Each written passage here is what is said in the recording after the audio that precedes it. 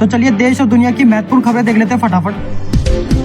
छत्तीसगढ़ के मुंगेली जिले में रामबोड़ गांव के निर्माणाधीन कुसुम प्लांट में चिमनी गिरने से बड़ा हादसा हुआ। 25 से अधिक मजदूर मलबे में दब गए, जिनमें 8 की मौत की आशंका है। पुलिस प्रशासन ने रेस्क्यू ऑपरेशन शुरू किया है। बताया जा रहा है कि सुरक्षा मानकों की अनदेखी के कारण यह हादसा हुआ। वर्ल्ड इकोनॉमिक फोरम की रिपोर्ट के अनुसार 2030 तक दुनिया भर में 7.8 करोड़ नई नौकरियां आएंगी, जबकि 9.2 करोड़ पारंपरिक नौकरियां खत्म हो सकती हैं। एआई, रोबोटिक्स, बिग डेटा और सस्टेनेबल एनर्जी जैसी स्किल्स की मांग बढ़ेगी। भारत में कंपनियां स्किल बेस्ड हायरिंग को प्राथमिकता दे रही है। स्किल्स बदलना अब नौकरी में सर्वाइवल के लिए जरूरी होगा। अमेरिका के लॉस एंजलिस में जंगलों की आग ने तबाही मचाई है। अब तक 5 लोगों की मौत और 2000 घर जल चुके हैं। एक्ट्रेस नोरा फतेही भी आग में फंस गई और उन्हें होटल खाली कर तुरंत निकलना पड़ा। नोरा ने वीडियो में इस घटना को डरावना बताते हुए कहा कि उन्होंने ऐसा मंजर पहले कभी नहीं देखा। हैदराबाद की प्रत्युषा छल्ला ने अपनी भाभी पर शादी के 10 दिन बाद परिवार पर फर्जी केस करने का आरोप लगाया। प्रत्युषा ने कहा कि उनके भाई की शादी 2019 में हुई थी, लेकिन भाभी ने परिवार से उगाई के लिए धारा 498 के तहत केस दर्ज किया। 5 साल बाद भी ट्रायल शुरू नहीं हुआ, जिससे परिवार परेशान है। दिल्ली चुनाव 2025 के लिए सुरक्षा के कड़े इंतजाम किए गए हैं। 70 विधानसभाओं में अर्धसैनिक बल तैनात किए गए हैं, जिनमें बीएसएफ, सीआरपीएफ, आईटीबीपी शामिल है। बल नियमित गश्त करेंगे और शराब व पैसे के बंटवारे पर नजर रखेंगे। चुनाव आयोग ने 150 सर्विलांस टीमें बनाई है। पुलिस और होमगार्ड मिलकर चुनाव संपन्न कराएंगे। विजय हजारे ट्रॉफी 2025 के प्री क्वार्टर फाइनल में तमिलनाडु के एन जगदीशन ने राजस्थान के खिलाफ एक ओवर में 29 रन बटोरकर धूम मचा दी। उन्होंने अमन शेखावत के ओवर में लगातार 6 चौके लगाए, जिसमें एक वाइड बॉल भी शामिल थी। जगदीशन ने अर्धशतक जड़ा और अपनी शानदार बैटिंग से सबका ध्यान खींचा।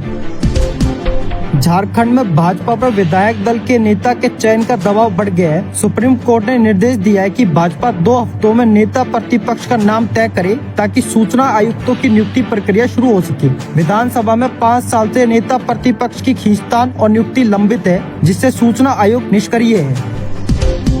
भोजपुरी सुपरस्टार खेसारी लाल यादव ने बीपीएससी अभ्यर्थियों के आंदोलन पर नेताओं और कोचिंग संचालकों को निशाने पर लिया। उन्होंने कहा कि आंदोलन कुचल दिया गया और छात्र पिस गए। खेसारी ने अभ्यर्थियों को सलाह दी कि वे दूसरों पर निर्भर न रहे और अपने झंडे के साथ आगे बढ़े। उन्होंने खुद को छात्रों की आवाज बनने का वादा किया। रूस के कारेलिया में 25 वर्ष से कम उम्र की छात्राओं को स्वस्थ बच्चा पैदा करने पर 81,000 रूपए, 1 लाख रूबल का पुरस्कार दिया जा रहा है। ये योजना गिरती जन्म दर को सुधारने के लिए शुरू की गई है। यह 1 जनवरी 2025 से लागू हुई है और इसमें कुछ शर्तें भी हैं, जैसे कि बच्चा जीवित होना चाहिए। योगी सरकार ने महाकुंभ के दौरान अपने 7.5 साल की उपलब्धियों को एक 40 पेज की बुकलेट में पेश किया। इसमें कानून व्यवस्था, अवस्थापना, निवेश, किसानों का उत्थान, महिला सशक्तिकरण और शिक्षा स्वास्थ्य क्षेत्र में किए गए कार्यों की जानकारी दी गई है। टैगलाइन सुशासन, विकास व रोजगार के तहत बुकलेट को प्रचारित किया जा रहा है। नोएडा इंटरनेशनल एयरपोर्ट की कनेक्टिविटी बढ़ाने के लिए 60 मीटर चौड़ी सड़क का विस्तार किया जा रहा है। यह सड़क ग्रेटर नोएडा से यमुना प्राधिकरण के सेक्टरों को जोड़ते हुए एयरपोर्ट से सीधे जुड़ेगी। सड़क के अधिकांश हिस्से का निर्माण हो चुका है और शेष 2 किलोमीटर हिस्से के लिए भूमि अधिग्रहण प्रक्रिया चल रही है। एंजेला गिरी, जो इटली के एक ईसाई परिवार में जन्मी थी, ने हिंदू धर्म और संन्यास की राह अपनाई। अवधूत गीता के अध्ययन से प्रभावित होकर वह 1994 में भारत आई और गुरु रामेश्वर गिरी बाबा से दीक्षा ली। अब अंजना गिरी के नाम से जानी जाती है और भगवा वस्त्र पहनकर सनातन धर्म का प्रचार करती है।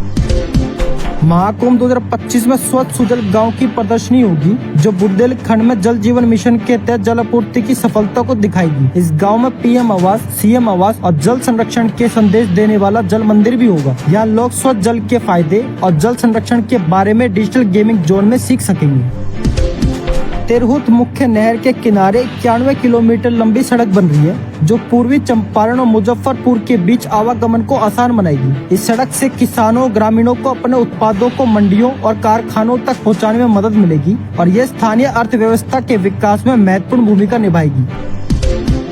बिहार सरकार ने आरा छपरा के बीच गंगा नदी पर 750 करोड़ रुपए की लागत से नया पुल बनाने का फैसला किया है। यह पुल बड़हरा प्रखंड क्षेत्र में बनेगा और आरा बक्सर 4 लेन से जुड़ेगा, जिससे आरा और यूपी के महारोना के बीच सीधा जुड़ाव होगा। इससे यात्रा सुगम होगी और व्यापारिक कनेक्शन भी बढ़ेंगे। बिहार सरकार ने 2025 का कैलेंडर जारी किया है, जिसमें सरकारी योजनाओं और कार्यों की जानकारी दी गई है। इस कैलेंडर में जनवरी से दिसंबर तक के महीनों में औद्योगिक विकास, रोजगार, शिक्षा, महिला सशक्तिकरण, कृषि, जलवायु परिवर्तन, ऊर्जा और जीविका समूह के कार्यों को विस्तार से दर्शाया गया है। प्रधानमंत्री आवास योजना के तहत अब लाभार्थी स्मार्टफोन से ऐप डाउनलोड कर आवेदन कर सकते हैं। सत्यापन के बाद सर्वे किया जाएगा और पात्रता मिलने पर आवास मिलेगा। इस बार बाइक, मोबाइल, फ्रिज रखने वाले भी पात्र होंगे। सर्वे 31 मार्च तक पूरा होगा और लाभार्थियों की सूची तैयार की जाएगी। अब ट्रेन में जनरल टिकट के लिए यात्रियों को लाइन में खड़ा नहीं होना पड़ेगा। रेलवे कर्मी ट्रेन में आकर उनका टिकट बनाएंगे। यह सुविधा फिरोजपुर मंडल के सभी स्टेशनों पर लागू होगी। इसके अलावा जम्मू रेलवे स्टेशन पर रीमॉडलिंग कार्य के कारण 65 रेलगाड़ियां अगले 57 दिन तक रद्द रहेंगी।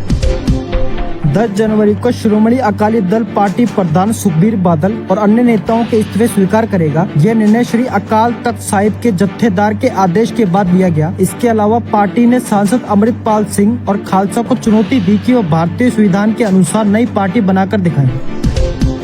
IIT ISM विदेशी नागरिकों को 5 साल के लिए असिस्टेंट प्रोफेसर, एसोसिएट प्रोफेसर और प्रोफेसर पदों पर संविदा पर भर्ती कर रहा है। आवेदन के लिए PhD और संबंधित क्षेत्र में अच्छा शैक्षणिक रिकॉर्ड जरूरी है। सैलरी 70,900 रूपए से 1.59 लाख रुपए तक हो सकती है। आवेदन IIT ISM की वेबसाइट पर किए जा सकते हैं।